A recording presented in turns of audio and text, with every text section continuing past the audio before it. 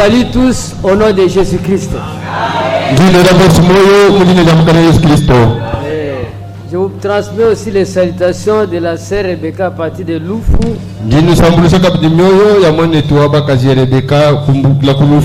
Et le frère Jean Iloun à partir de Lufu. Moi chargé de vous saluer au nom de Jésus-Christ.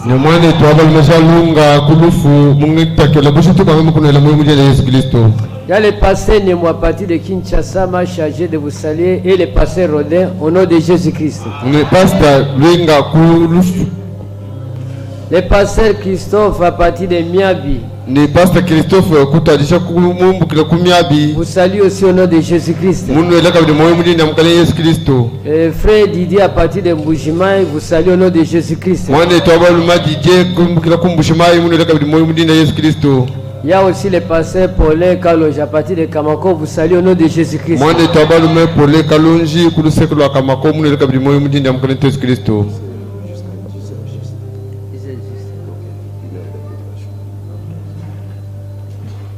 Comme il n'y a pas assez de temps, je vais chanter rapidement ces petits cantiques. Le cantique est intitulé « Il n'y a rien de bon dans ce monde ». Le seul espoir, c'est la venue de Jésus. Il n'y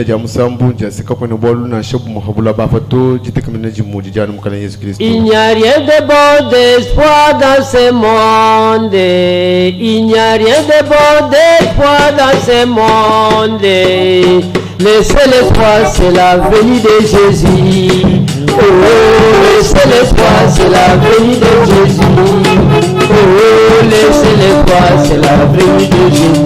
Rien n'est bon, il n'y a rien de bon d'espoir dans ce monde. Dans ce monde, il n'y a rien de bon d'espoir dans ce monde. Le seul espoir, c'est la venue de Jésus. Le seul espoir, c'est la venue de Jésus. Le seul espoir, c'est la venue de Jésus.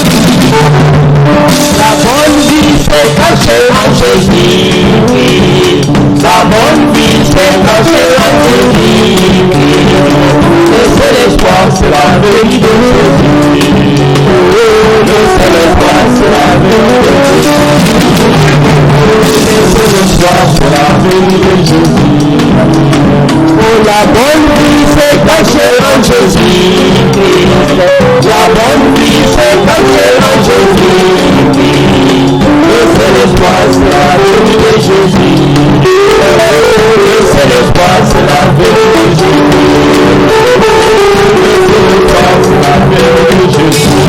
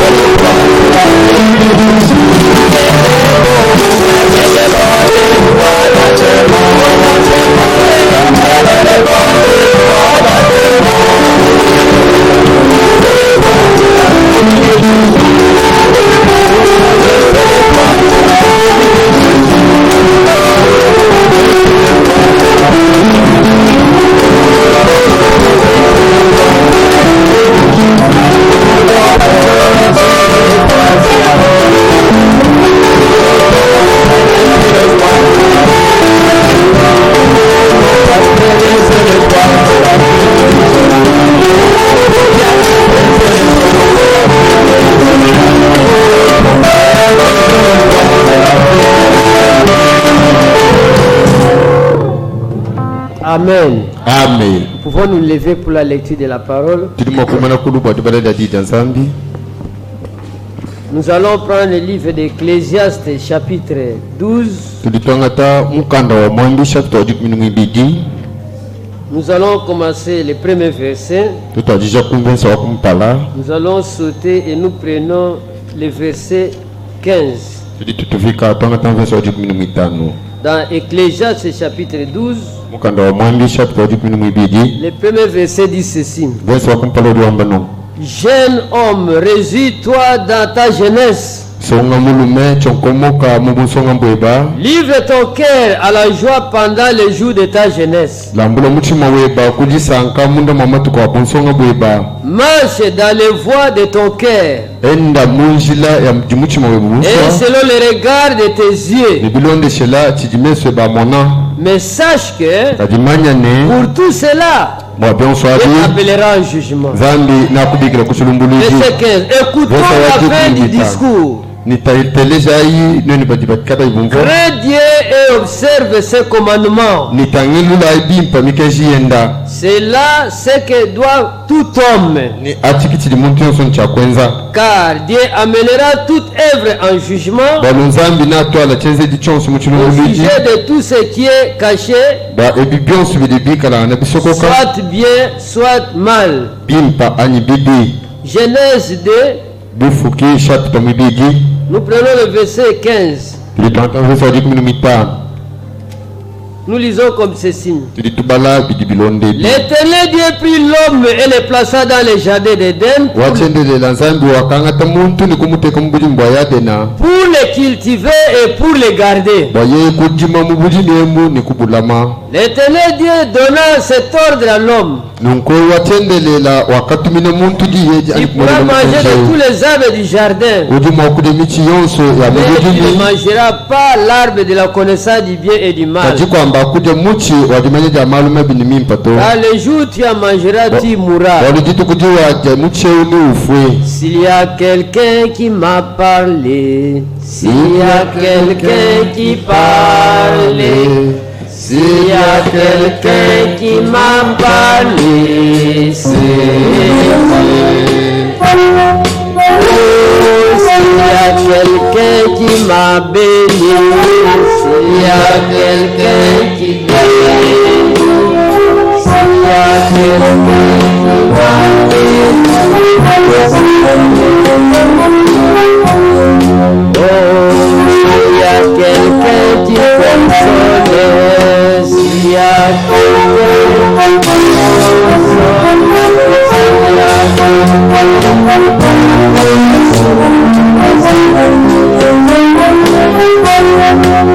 Dieu Tout-Puissant, Créateur du ciel et de la terre. Nous sommes très contents de nous présenter dans ta présence. Parce que ta présence est la solution de tout problème. Quand les gens viennent devant toi, ils étaient malades, ils retournent sans maladie. Et nous croyons que nous tous qui sommes venus ici, tous les malades seront guéris. Et tous les problèmes qui sont dans nos cœurs, ça trouvera solution. Au nom de Jésus-Christ. Seigneur Dieu, nous venons de lire les portions d'écriture, mais la vie dans cela, à sorte que après avoir écouté, que cette vie qui sort de la parole, que ça puisse entrer en nous. Bénis notre pasteur Christophe, bénis tous ceux qui travaillent avec lui, bénis notre belle chorale, bénis sans oublier chaque sœur, chaque frère, chaque précieuse sœur et précieux frère qui est venu pour écouter ta parole. S'il y a parmi quelqu'un qui n'a pas encore pris la décision, accorde cette opportunité, car le temps est proche. Seigneur, nous savons que quand nous venons, les démons aussi nous suivent jusqu'ici. Comme tu nous as donné l'autorité, nous cherchons tous les mauvais esprits, des distractions, d'incrédulité, de sommeil, de fatigue, ainsi que les esprits semblables. Au nom de Jésus-Christ, tu dois libérer la salle. C'est le Saint-Esprit qui a l'autorité en commençant à la chair. C'est à toute l'auditoire. Pense à Israël, ton peuple. Pense à ton épouse dans le monde entier. Pense à notre pays et notre président. Nos frères et sœurs, notre partie de l'Est là-bas. Seigneur, prends soin de tous nos frères et sœurs qui se trouvent là-bas. Nous avons beaucoup à te demander, mais nous sommes incapables de tout exprimer. Les peuples veulent te demander, et beaucoup que nous avions oubliés, complète-les-nous. Nous avons demandé avec foi, au nom de Jésus-Christ, notre Seigneur, notre Sauveur. Amen. Que Dieu vous bénisse. Pour nos bien-aimés qui n'étaient pas avec nous, nous avions commencé depuis jeudi notre prédication intitulée Les respects. Et là, nous avions commencé par les éléments du respect. Nous avions dit que si le monde est devenu ce qu'il est aujourd'hui, des guerres par-ci par-là, des divisions dans des églises, les gens sont devenus méprisants, les choses ne marchent pas. Il y a des cimetières par-ci par-là. Il y a même des pharmacies. Tout cela n'était pas dans la vision de Dieu. Mais tout cela c'est quoi?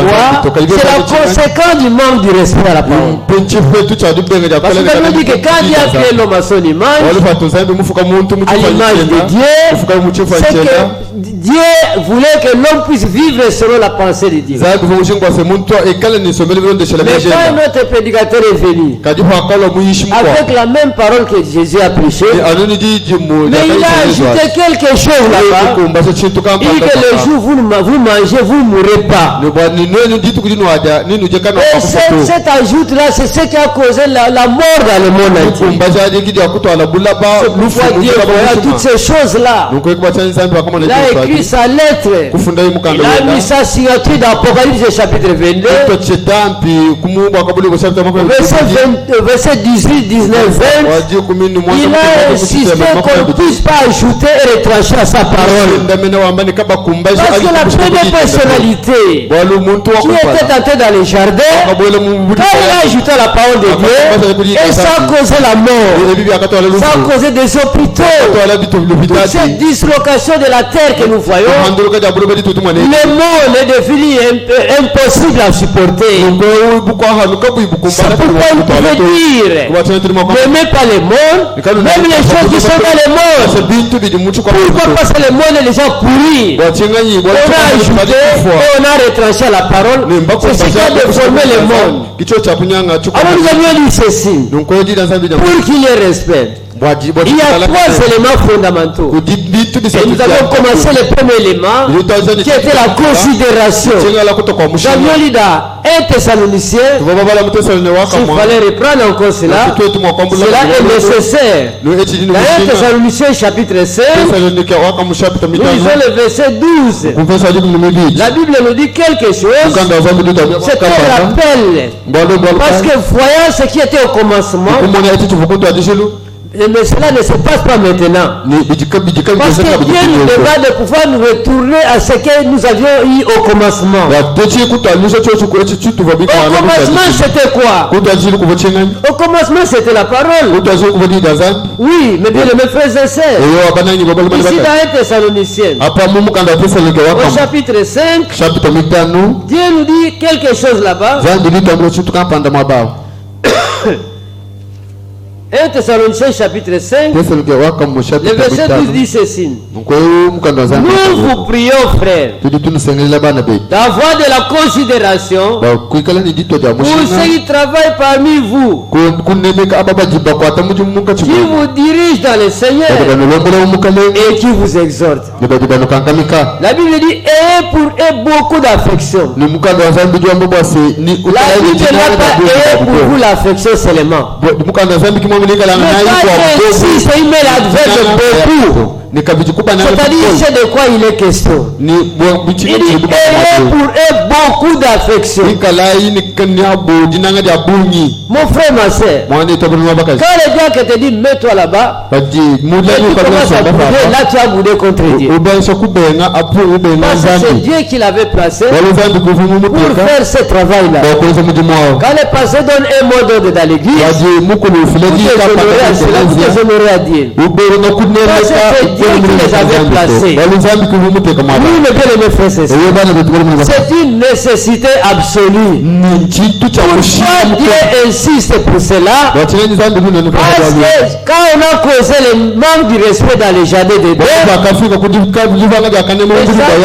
un grand désordre. Les lions qui obéissaient à l'homme, c'est parce une désobéissance, les lions devenaient l'ennemi de l'homme. Vous pouvez même envoyer le message pour aller donner quelque part. Et commence à piquer l'homme. Donc sa vie dépend du sang de l'homme. Le serpent qui parlait a perdu même sa voix. Le serpent qui est trop beau, qui marchait avec les pieds, a perdu ses pieds, a perdu sa beauté. Le serpent qui parlait a perdu sa voix. Il commence à siffler. Tout cela c'est quoi? C'est la conséquence du manque de respect. Oui, mes bien-aimés frères et sœurs. Donc c'est une nécessité absolue pour quelqu'un qui s'attend à l'enlèvement. L'enlèvement. Pour l'enlèvement, c'est une réalité.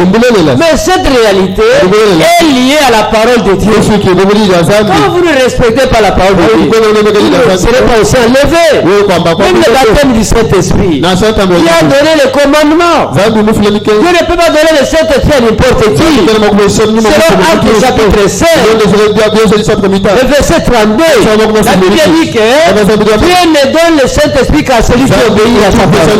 C'est-à-dire celui qui a le respect à sa parole. Si tu n'as pas le respect, tu ne peux pas donner le Saint-Esprit. C'est pourquoi nous devons le faire. Le Saint-Esprit, il est saint. Celui qui veut l'avoir, il doit aussi avoir la sainteté. Parce que Dieu n'aime pas la saleté. Si Dieu dit que nous voulons la considération à ce qui nous dirige, il y a cause de leurs œuvres et soyez en paix entre vous. Dans la considération, c'est le premier élément du respect. Observez vous-même. Si vous ne considérez pas votre frère, si vous ne considérez pas votre sœur, je vous assure que vous n'allez pas le respecter. Parce que ça commande d'abord par la considération.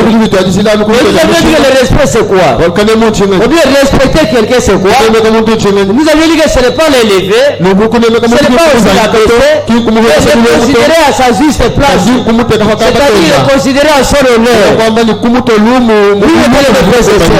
Mais le respect commence d'abord par la considération. Quand nous regardons dans la Bible, et quand nous jetons aussi coup d'œil dans ce que Dieu a mis dans les prophètes, nous prenons cette prédication d'El Shaddai. Nous sommes à la page 6. Vous allez voir qu'il parle d'un homme qui avait la considération envers Dieu. Nous sommes à El Shaddai page 6. Nous sommes au paragraphe 17 jusqu'à la dernière partie. Si Dieu a fait une promesse, Dieu tiendra cette promesse. Ayant la pleine conviction que ce qu'il promet, il peut l'accomplir. Car Dieu tient sa promesse. Et Abraham avait la pleine conviction que peu importe comment cela paraissait ridicule, comment cela paraissait ridicule à la pensée charnelle, ou cela paraissait ridicule à la pensée de quelqu'un d'autre, selon Abraham, comme c'est Dieu qui l'a dit, la chose était en ordre. Pourquoi? Parce qu'Abraham ne regardait pas tellement à ce qui était à la promesse. Il ne regardait pas ce qu'était la promesse. Ou combien elle était ridicule cette promesse-là. Il considérait celui qui avait donné la promesse. Tout dépend de ce à quoi vous avez affaire. Tout dépend de ce à quoi vous regardez. Vous regardez chez Abraham. Abraham n'a pas regardé ce que les gens pouvaient dire. Abraham a considéré celui qui a donné la promesse. Même Noé. Noé, quand il avait Dieu l'a donné la promesse, les gens pouvaient parler. Même ses enfants aussi pouvaient parler. Sam, Japheth, pouvaient dire papa. Est-ce que vraiment l'eau peut quitter là-bas au ciel pour venir ici? Abraham pouvait répondre à ses enfants. Même moi aussi je ne sais pas. Mais seule chose que je sais, j'ai considéré l'auteur de la promesse. Je prends cela en considération. C'est parce que c'est Dieu qui l'a parlé. Or Dieu ne peut pas mentir. Vous voyez mes bien-aimés frères et sœurs, la considération, c'est la première étape pour entrer dans le respect. Maintenant, nous venons de lire. Nous sommes dans Ecclésiaste. Dans Ecclésiaste, la Bible nous dit quelque chose. Nous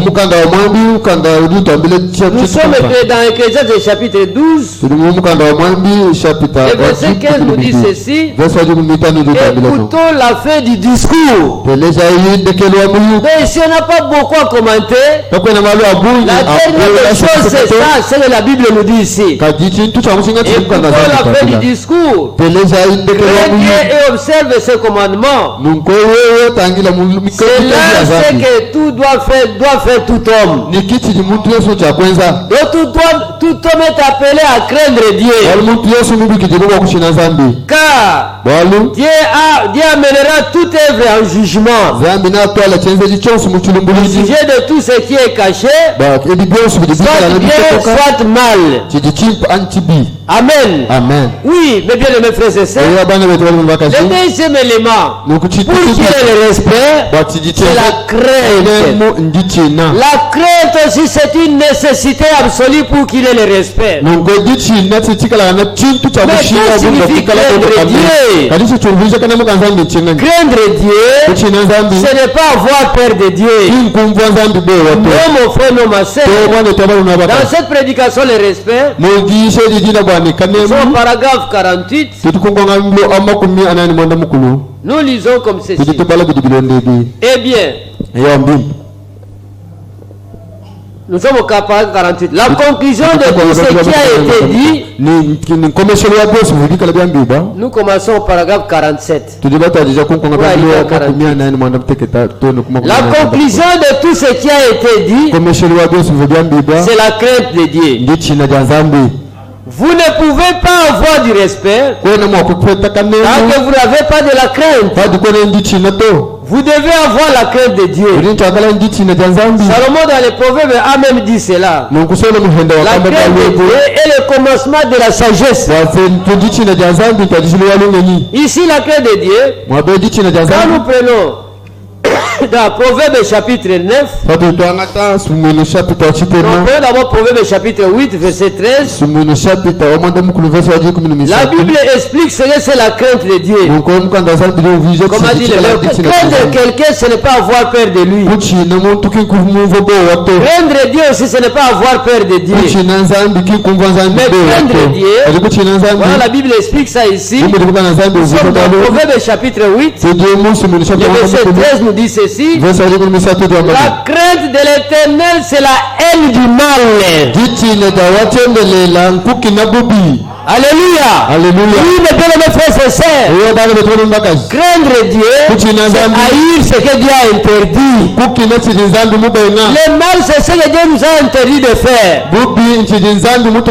Si nous haïssons ces choses-là, nous avons la crainte de Dieu. Oui, mes bien-aimés frères et sœurs, par exemple, dans Hébreux chapitre 10, verset 27, la Bible dit n'abandonnons pas notre assemblée. C'est la coutume de quelques-uns. Tu restes à la maison, tu fais seulement les dimanches, tu n'as pas la crainte de Dieu. Parce que tu n'obéis pas à ce que Dieu a dit. Tu n'as pas la haine de fuir les cultes. Tu dois haïr le fait de fuir les cultes. Nous devons avoir le même esprit qui était dans David. David était un roi. Il avait beaucoup d'argent. Il avait une bonne maison. Mais David, il ne se sentait pas à l'aise quand il est dans sa maison. Mais David moi le roi David, je suis dans la joie. On me dit d'aller dans la maison de l'Éternel. C'est le sentiment que nous devons avoir. Si nous-mêmes nous avons la crainte de Dieu. La crainte de Dieu, c'est la haine du mal. Quand tu as eu le mal, à ce moment-là, le chapitre 9 des Proverbes va s'accomplir. Quand tu as eu le mal, maintenant, le chapitre 9, le verset 10 dit ceci. Le commencement de la sagesse, c'est la crainte de l'Éternel. L'action de c'est l'intelligence. C'est quand vous haïssez le mal, là où tu deviens intelligent, tu es sage. Et sage, c'est celui qui a eu le mal. Et le sage, c'est celui qui prend le mal comme quelque chose de bon.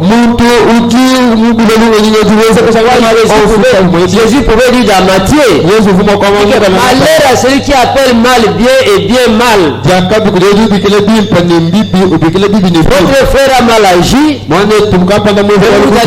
allez défendre ce mal-là. Qu'est-ce que ça fait? Non, ça fait quelque chose. Parce que Dieu l'a interdit. Oui, comme le frère c'est ça. On prend la parole de Dieu au sérieux. Parce que Dieu lui-même est sérieux. Sa parole est sérieuse. Il faut être sérieux en tout avec la parole de Dieu. Oui, le frère c'est ça. Donc la crainte de Dieu, c'est la haine du mal. Amen. Amen. Alors nous retournons aussi dans cette prédication, le respect. Le paragraphe 48. Eh bien, cela ne veut pas dire que vous avez peur de lui. Craindre Dieu ne veut pas dire que vous avez peur de Dieu. Mais craindre Dieu, cela signifie que vous lui accordez le respect et la révérence. Et lorsque vous respectez Dieu, là vous le craignez. C'est-à-dire, vous craignez de lui déplaire en quelque chose. Vous craignez de faire quelque chose de faux. Quelque chose que vous ne voudriez pas faire. Quelque chose que vous sentez que c'est mauvais. Que vous voyez que cette chose-là est mauvaise. Alors vous ne pouvez pas le faire. Voyez, c'est ce que vous devez faire. Quelque chose que vous croyez que ce n'est pas bien. Et vous ne voulez pas aussi le faire. Par exemple quoi? Par exemple dans Matthieu chapitre 7.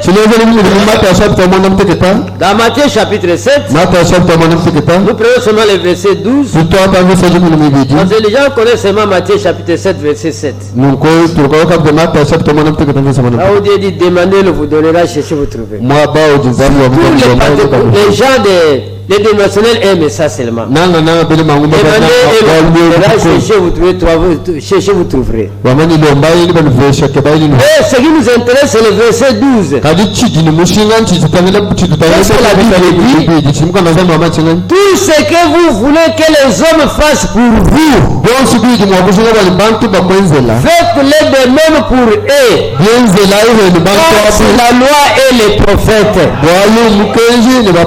Oui, mais bien mes frères et sœurs, quelque chose que vous voyez que c'est faux, ne le faites pas aussi pour une autre personne. Parce que tu vois que c'est fausse. Mais quelque chose que vous voyez que c'est bon, ne le faites pas aussi pour une autre personne. Oui, mais bien mes frères et sœurs, toujours à ce bagage de cette écriture, quand nous entrons dans le mariage, un frère qui est en train de taper sa femme, c'est comme j'ai entendu ce témoignage, je ne sais pas si c'est vrai. Il dit à sa femme, il ne faut pas pleurer, il faut dire Alléluia, Alléluia, Alléluia. Et la femme aussi soumise, quand le mari l'appelle, elle crie Alléluia. Elle la frappe, elle dit Alléluia, Alléluia. Mais ça, ce n'est pas la parole de Dieu. Alléluia. Tu dois me dire, mes frères et sœurs. La Bible dit ce que vous ne voulez pas qu'on fasse pour toi. Ne le faites pas aussi pour les autres. Votre femme n'est pas votre esclave. Et si vous arrivez là-bas dans la maison de ta sœur, et le mari aussi en train de faire cela, votre sœur, ne pleurez pas, dites Alléluia. Vous serez dans la joie. Frère, vous serez dans la joie. Vous ne serez pas dans la joie. Si vous arrivez dans la maison de ton grand frère et que ta femme n'est pas soumise à son mari, vous serez dans la joie. Comment est-ce que la femme de ton grand frère n'obéit pas à ton grand frère? Et si cela n'est pas bon, toi aussi sois soumis à ton mari. Alléluia. Mettez mes frères et sœurs. Tout ce que vous voulez. Dieu fasse pour vous, faites aussi pour les autres. Ça, c'est la loi et les prophètes. Dans la crainte de l'Éternel, ce n'est pas avoir peur de Dieu. Mais éviter de choper Dieu. Éviter de choper ta sœur. Éviter de choper ton frère. Je crains d'achoper mon pasteur. Moi, je suis un faux chrétien. J'évite d'achoper mon diacre. Parce qu'il risque de me voir comme si je suis têtu. Toutes ces choses-là, ce sont les choses que nous devons vivre parmi nous. Parce que nous devons vivre ça là-bas au ciel. C'est cette vie-là que nous venons de chanter ici, que la bonne vie se cache en Jésus-Christ. C'est celui-là qui va nous amener pour aller à la lèvre. Ce n'est pas la vie hypocrite. Alléluia. Mettez les frères et sœurs. Le troisième élément. Le troisième élément, c'est l'honneur. Là, nous prenons Romains chapitre 13. Dans Romains chapitre 13, nous allons commencer à partir Romains chapitre 13.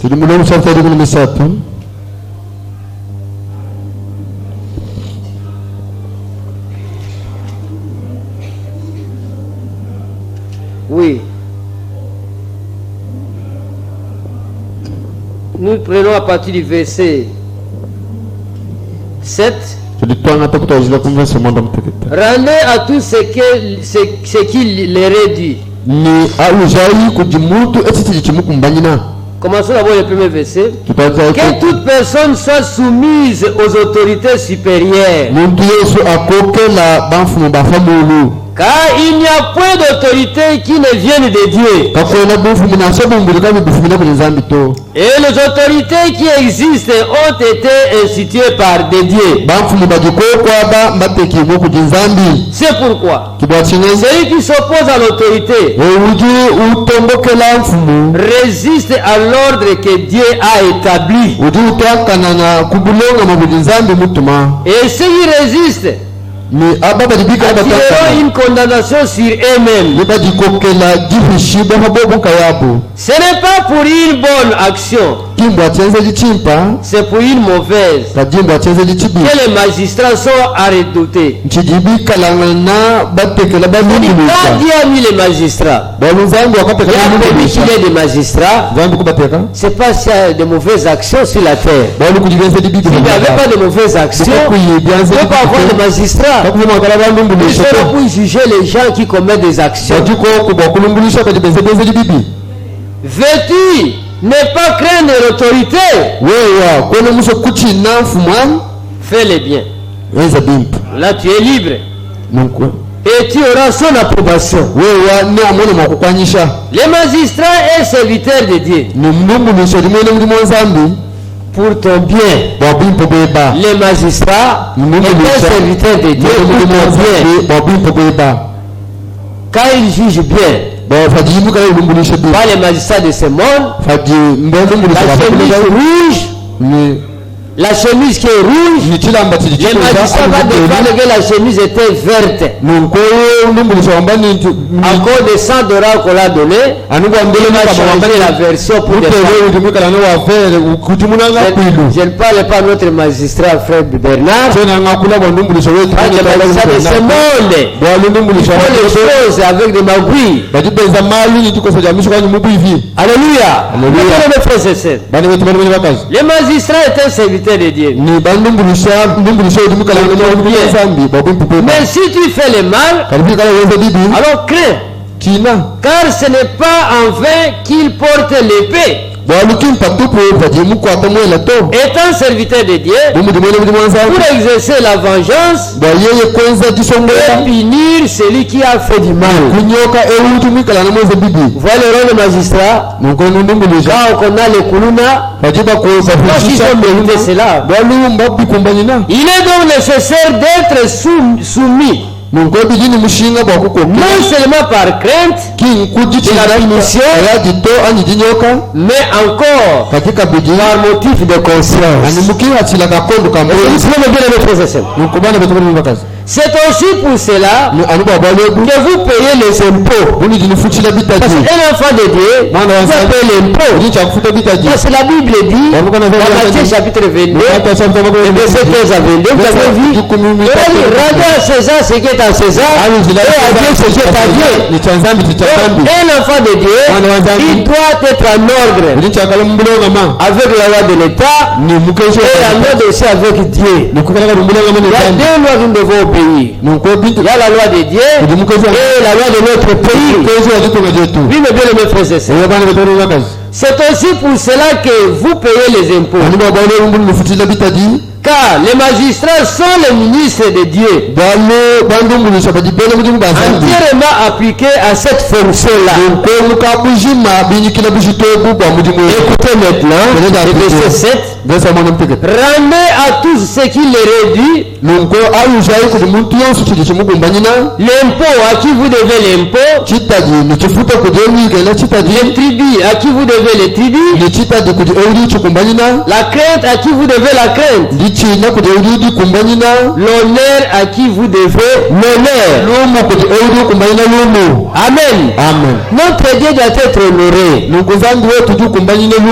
devons honorer notre Dieu par notre présence, par notre corps, par notre habillement, par notre façon d'arranger les cheveux, que ce soit du côté frère, que ce soit du côté sœur. Nous devons honorer notre Dieu. Et nous devons aussi honorer notre Dieu avec nos biens. Abraham, poussé par le Saint-Esprit, il a fait une déclaration à l'une de ses prédications. Il dit que l'argent qui n'est pas au service de Dieu, l'argent qui n'est pas au service de Dieu, cet argent-là, ça sent un mauvais odeur au nez de Dieu. C'est pourquoi tout ce que nous faisons dans nos affaires, nous devons associer Dieu. C'est pourquoi toutes ces choses-là auront de l'avant. Ici on nous parle de quelque chose. Vous voulez tirer un peu l'attention de tout le monde. La Bible dit honneur à qui vous devez l'honneur, la crainte à qui vous devez la crainte, la taxe à qui vous devez la taxe, l'impôt à qui vous devez l'impôt. Nous devons considérer ces écritures-là. Je donne un exemple parmi nous. Nous avons notre bien-aimé frère, Crispin Mukeni, que Dieu a élevé au rang de gouverneur. Vous arrivez là-bas dans son bureau. Oh, moi je sais de frère Crispin. Mais tu n'as pas de respect. La Bible dit l'honneur à qui vous devez l'honneur. Il est notre frère. Mais pourquoi chez les païens vous allez jouer voir le gouverneur? Il est notre frère, il est notre gouverneur. L'honneur à qui vous devez l'honneur, ni lumu kujaribu kumaina lumu. Aketa qui vous devez la crainte. China kujaribu kumaina china. C'est notre frère. Mwana tu arrivé là-bas, il fait je voulais voir le gouverneur. Oui, on sait que c'est notre frère. Il est notre gouverneur. Frère Branham. Nous l'appelons frère Branham. C'est notre frère. Le gars en tant que prophète. C'est notre frère. Il s'appelle Crispin Namba. Il est en tant que notre pasteur.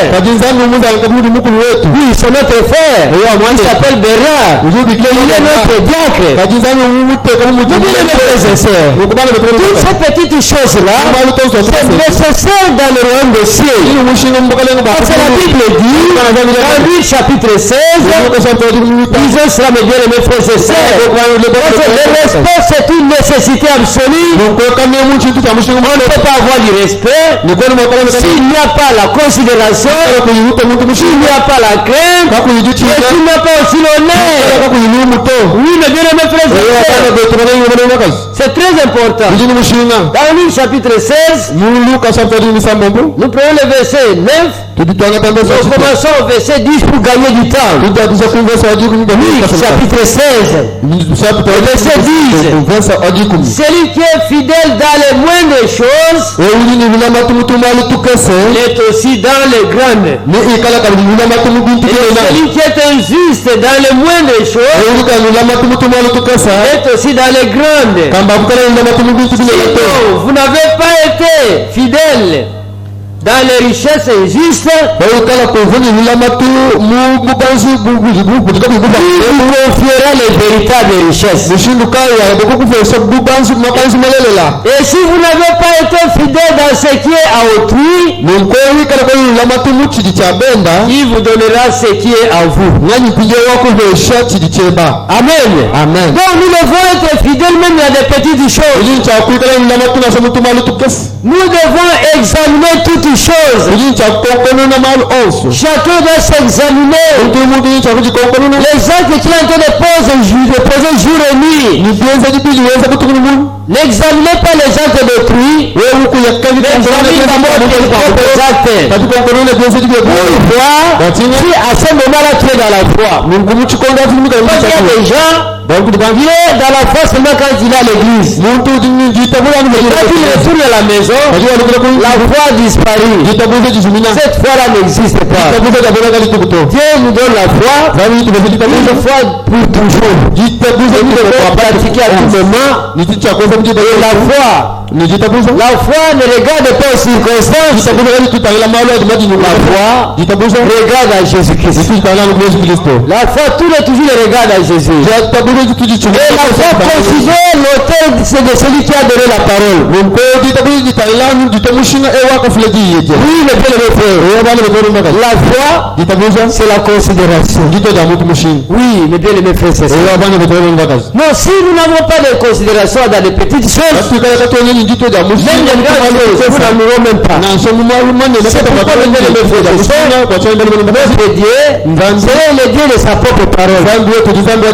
C'est pourquoi ce que nous devons faire, nous devons examiner si cela est dans la parole ou si cela n'est pas dans la parole. Quand nous prenons le livre de Romains chapitre 18, je pense que c'est Romains chapitre 16. Dans Romains chapitre 16, la Bible dit au verset 17. Le verset 16, d'abord, le verset 17 dit ceci. Je vous exhorte, frères, à prendre garde à ce qui cause des divisions et des scandales au préjudice de l'enseignement que vous avez reçu.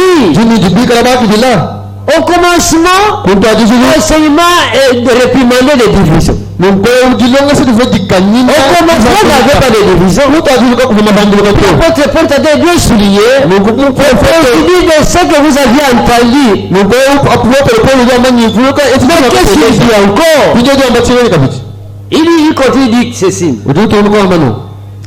On peut dire ici de l'enseignement que vous avez reçu. Éloignez-vous d'eux. Amen. Amen. La Bible dit de nourrir ces gens-là. Pourquoi? Car de tels hommes ne servent point Christ notre Seigneur. Il dit qu'ils sont en train de servir Christ. Mais pas Christ notre Seigneur. Leur Christ à part.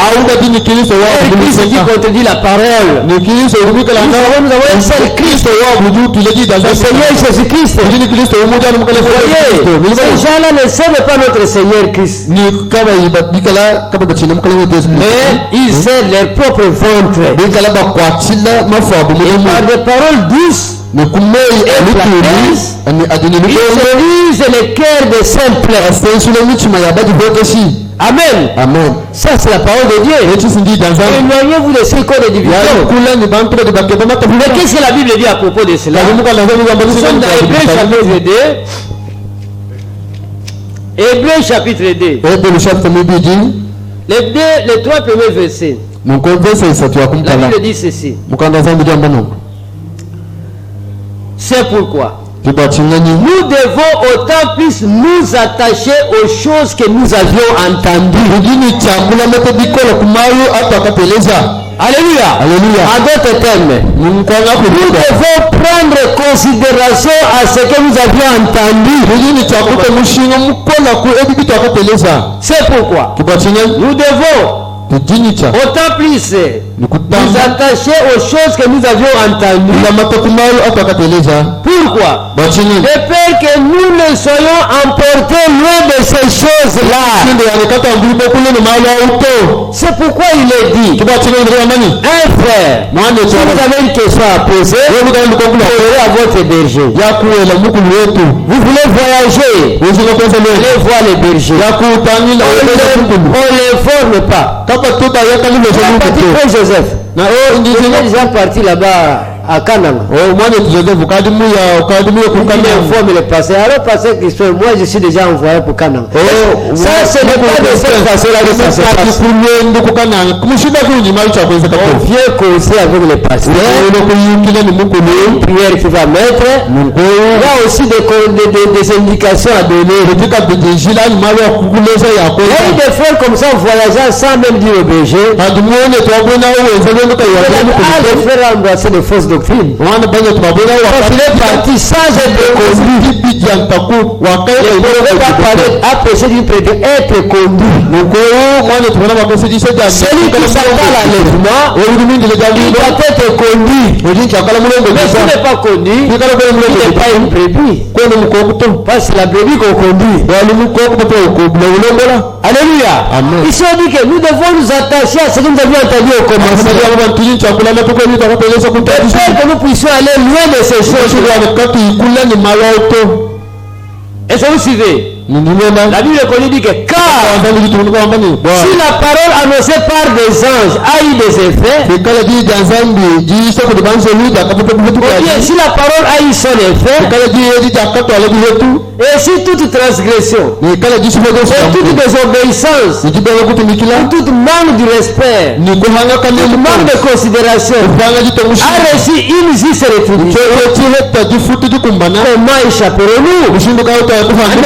Si grand salut qui annoncé d'abord par le Seigneur, le salut nous a été confirmé par ceux qui l'ont entendu. C'est pourquoi la Bible nous dit dans Hébreux chapitre 3 verset 7, il dit que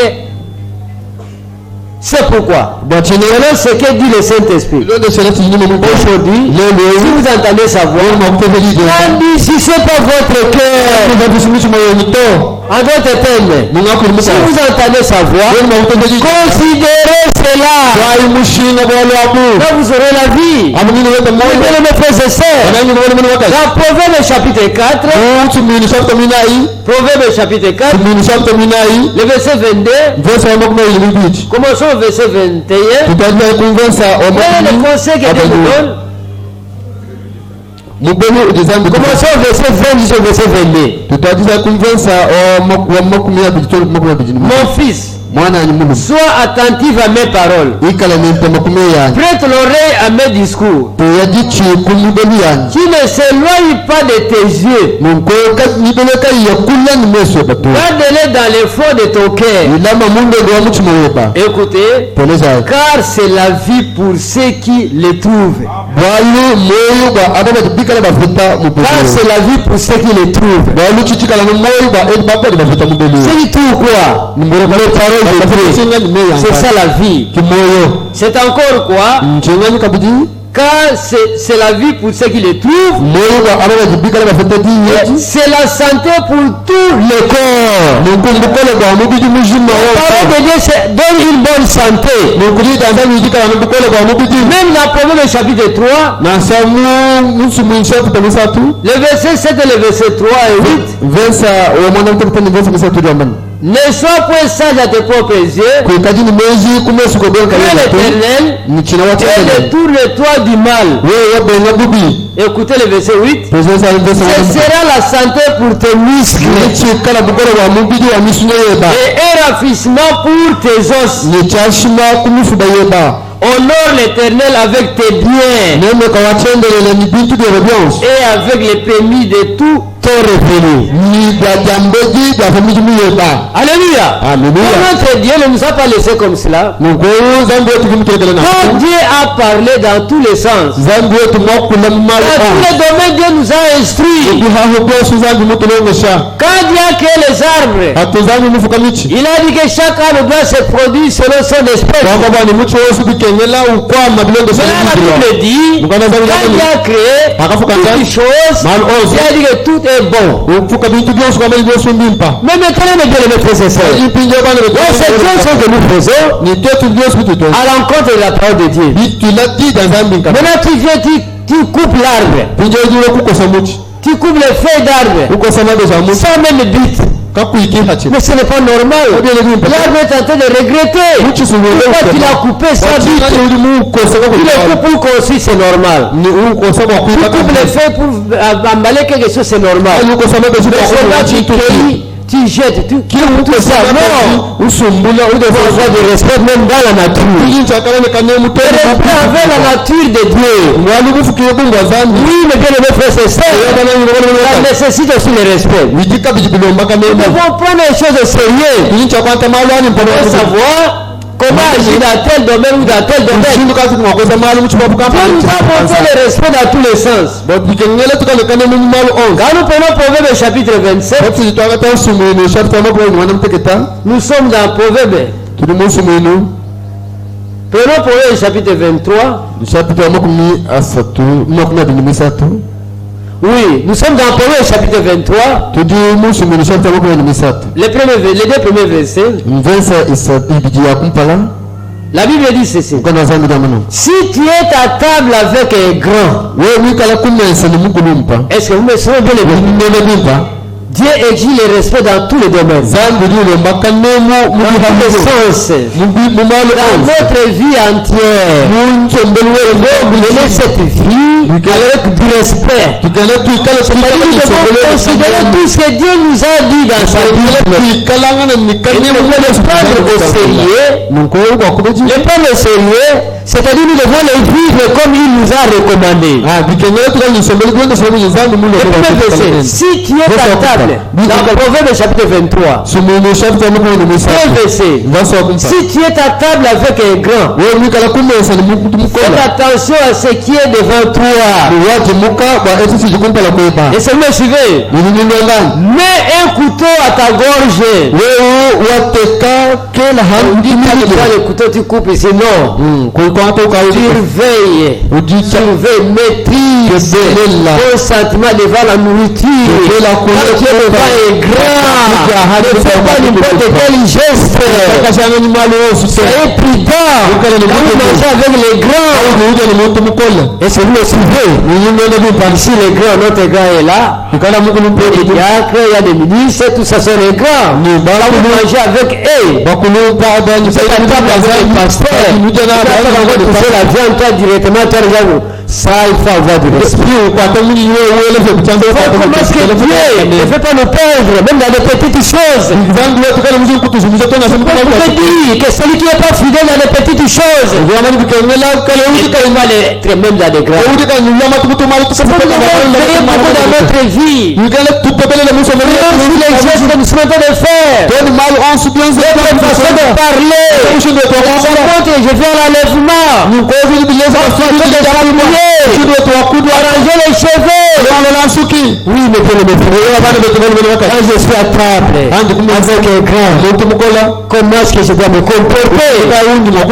Il dit, mets un couteau à ta gorge. Si tu as trop d'avidité, ne convoite pas de friandises. C'est un aliment trompeur. Ne te tourmente pas pour t'enrichir. N'y applique pas à ton intelligence. Veux-tu poursuivre du regard ce qui va disparaître? Est-ce que vous me suivez le Père de mes frères? Écoute encore ce qu'il dit. Oui. Selon Romains chapitre 8. Dans Romains chapitre 8. Il est vrai que nous devons faire tout ce que nous savons dans la vie, tout ce qui nous semble bon. Oui, mais bien aimés frères et sœurs, écoute ce que la Bible nous dit. Dans Romains chapitre 8, le verset 14. Si vous vivez selon la chair, vous mourrez. Mais si par l'esprit, vous mourir les actions du corps, Amen. Amen. Nous prenons d'abord Galates, après nous allons revenir encore dans Romains. Dans Galates chapitre 5, le verset 13. Frères, vous avez été appelés à la liberté. Seulement ne faites pas de cette liberté un prétexte de vivre selon la chair.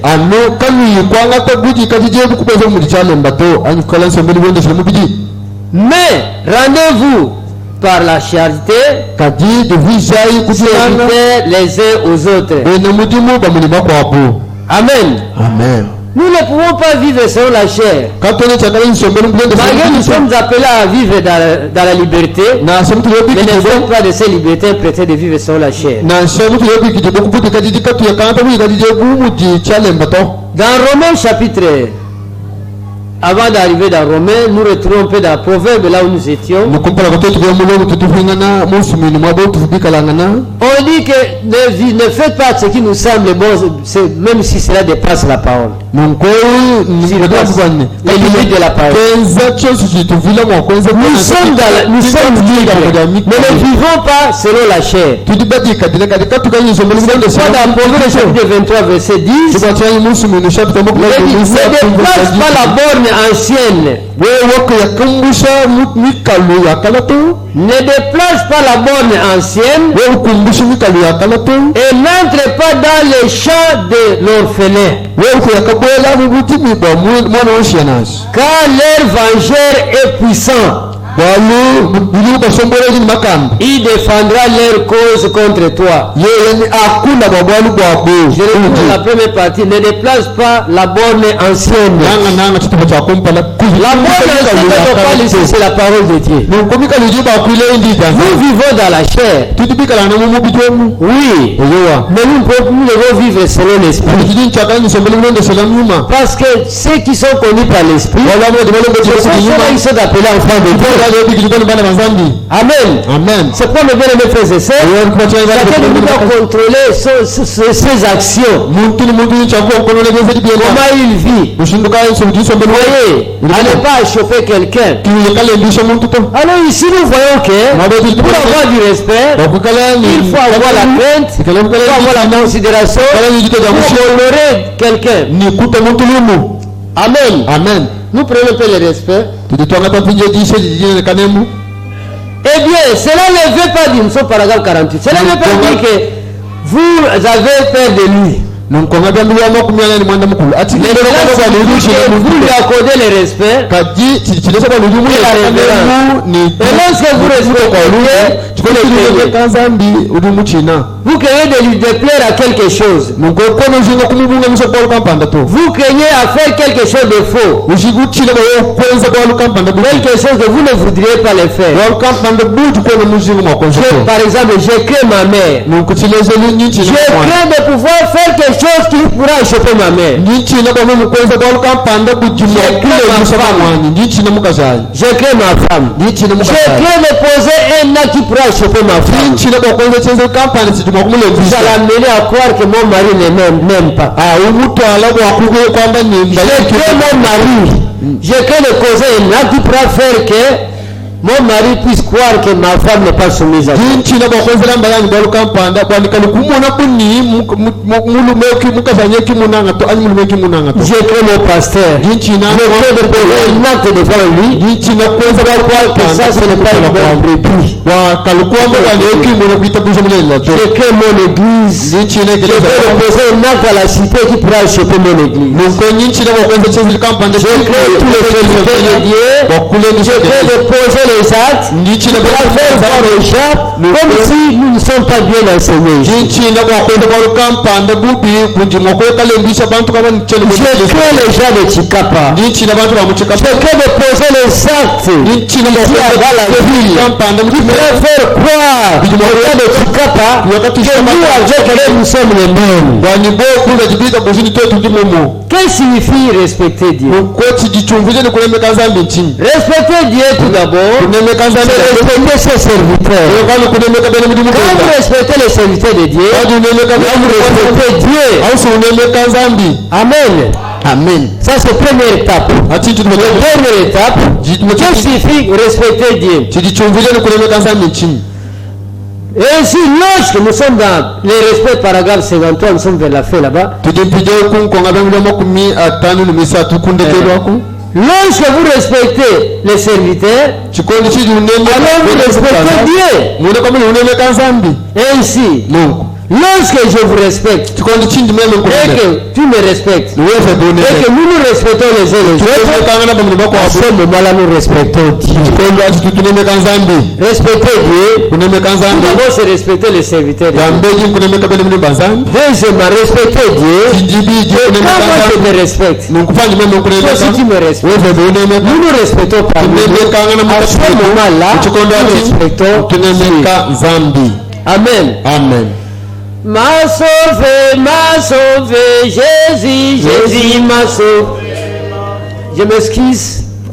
nyingi balusa Je remercie notre pasteur. ndisakidila mukulu wetu Que Dieu le bénisse beaucoup pour kandi amubenesi pikolo la confiance qu'il m'a accordée. wachemeni chidi mumpesha Je remercie tous ceux qui travaillent avec eux. ndinsakidila kabili bozo likapeli mukulukopa zambi abenesi Je babu remercie notre chorale. ndinsakidila Notre kabili précieuse sœur, notre précieux frère. nsakidila kabili bana Nous bitwabana venons écouter la parole de Dieu. bali kutoji janzani Dieu vous bénisse tous. zambi alibenesi bonso M'a sauvé, Jésus, Jésus m'a sauvé. M'a sauvé, Jésus, Jésus m'a sauvé. Alléluia, Alléluia, oh, m'a sauvé. Alléluia, Alléluia.